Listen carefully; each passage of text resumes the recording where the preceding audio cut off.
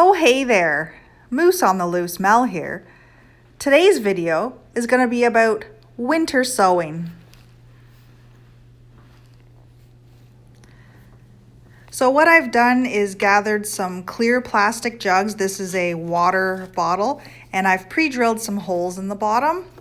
And then I took a sharp knife and I safely cut all the way around the middle of the jug, but I left one side still attached, so it creates a hinge.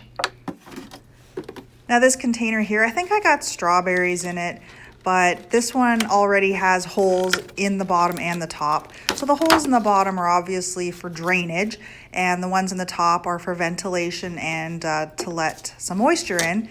And I gotta take the top off this bigger bottle, and I'll just discard the lid because I won't be needing it anymore. And I've got a third container here. Now I've never done this winter sowing process before, but I've been seeing groups on Facebook and I just wanted to try it out. So I've got some soil, some seed starting mix, and I've already pre-moistened it. And I'm just gonna put a few inches into the bottom of each of these containers.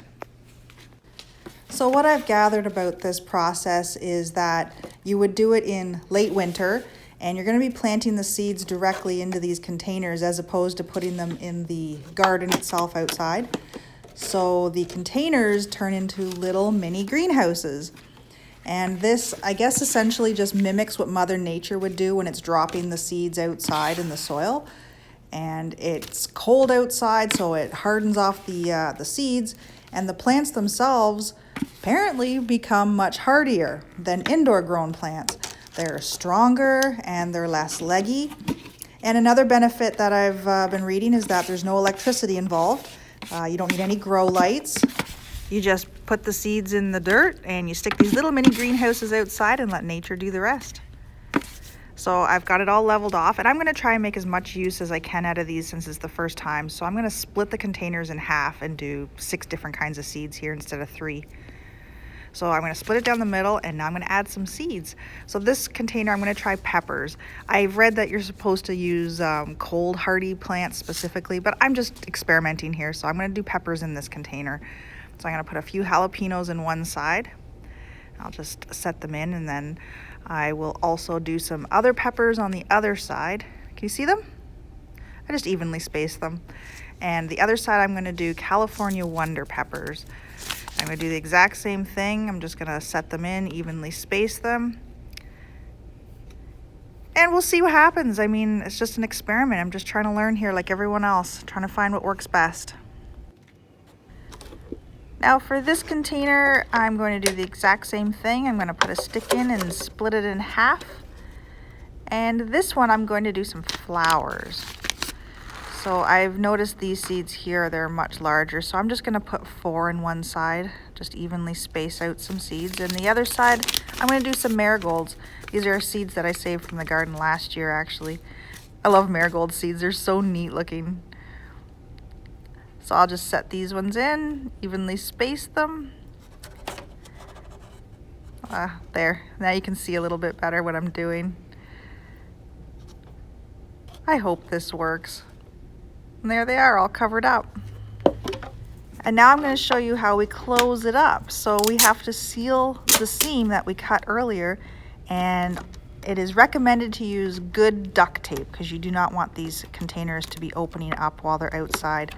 And regular tape might just dry out and fall off. So I'm just gonna go around that seam that I cut with some very sticky duct tape.